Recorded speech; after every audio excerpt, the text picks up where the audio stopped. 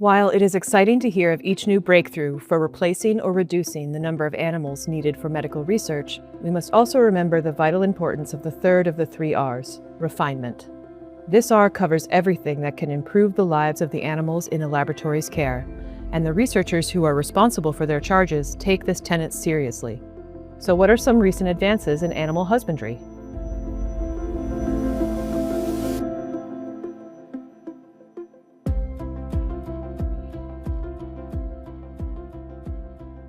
Any pet owner knows that animals respond to certain sounds, whether it be the jangling of keys or the rustling of a treat bag. Lab animals are no different, and we know that they respond to certain sounds as well. We've been performing a systematic review of the literature to quantify and understand this response. Our goal is to summarize the existing literature and find creative and effective auditory enrichment that reduces stress and enhances the welfare of our lab animals. Calming, structured sounds like classical music, slow tempo, instrumental music, and natural sounds like bird songs or water are consistently associated with reduced stress indicators in all species. These include lower heart rate, reduced cortisol levels, decreased stereotypies, and increased resting behaviors. We've also found that moderate intermittent sound exposure produces more of a calming effect than continuous silence. For some of our larger animals, classical music specifically promotes relaxation and even decreases aggressive behaviors.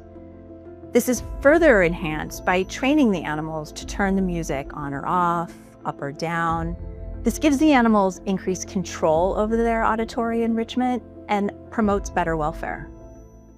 In rats and mice, Mozart was found not only to reduce stress hormones, but it even seemed to have a positive impact on learning when provided for finite, predictable periods. Animals were faster learning maze challenges and had decreased memory decline. When sound was undesirable or unpredictable, stress hormones increased. This affected the immune profile and learning and memory. It also changed the metabolic profile. Because the hearing range of rodents is so different from that of people, a lot more work is needed in this area to fully understand what rodents truly enjoy and how we can improve their welfare with sound. Lastly, birds like chickens are particularly susceptible to harsh sounds. In a natural environment, many bird species vocalize to each other as a warning against predators, to find a mate, or to warn each other away from their territory, making birds more impressionable to sudden loud noises. Interestingly, chickens seem to prefer the soothing sounds of the sitar over Western classical music, but both have been associated with decreased stress hormones, improved learning, and increased comfort behaviors like preening.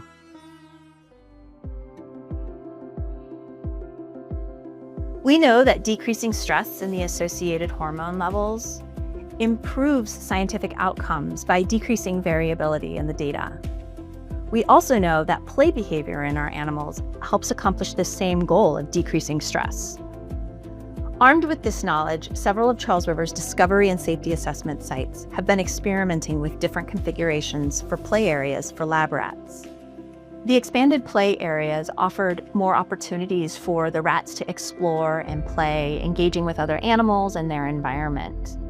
They also provided enrichment items like balls, chew toys, and scratching objects that encouraged exercise, keeping the rats more active and engaged with their environment. Another benefit of an expanded play area is that technicians can scatter food throughout the enclosure, encouraging foraging behaviors. When possible, the enclosures can be linked together to promote socialization while maintaining a clean environment. In our research, we found that rats given access to playpens spent more time engaging with their environment and less time with excessive body grooming.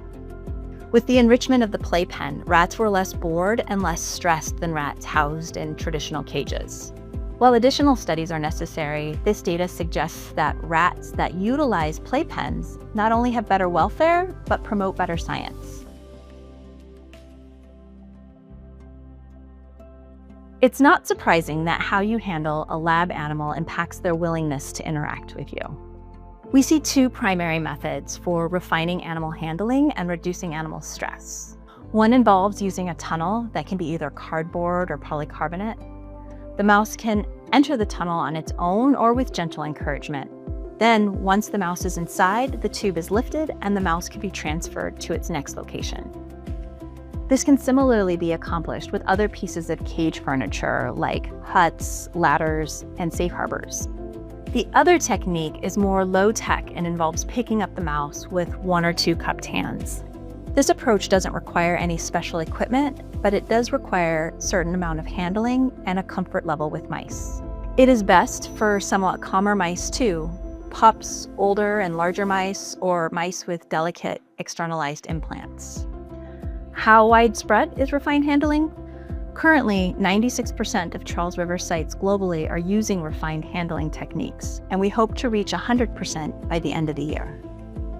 Outside of Charles River, a recent survey of UK-based institutions, both academic and commercial, found that 68% of institutions were using refined handling. 59% were using it exclusively. Unfortunately, when we look beyond the UK, we find that the usage of refined handling is much lower in other parts of the world. A 2021 publication that included survey responses from 261 participants, primarily from the US, reported very low levels of refined handling implementation. Despite the large and growing body of literature strongly showing that there are clear benefits to the welfare, to the science, to the human-animal bond, and job satisfaction, facilities still seem reluctant to make the transition to refined handling methods. The main reason is simple: change is hard. It takes focused effort and consistency, but change is possible.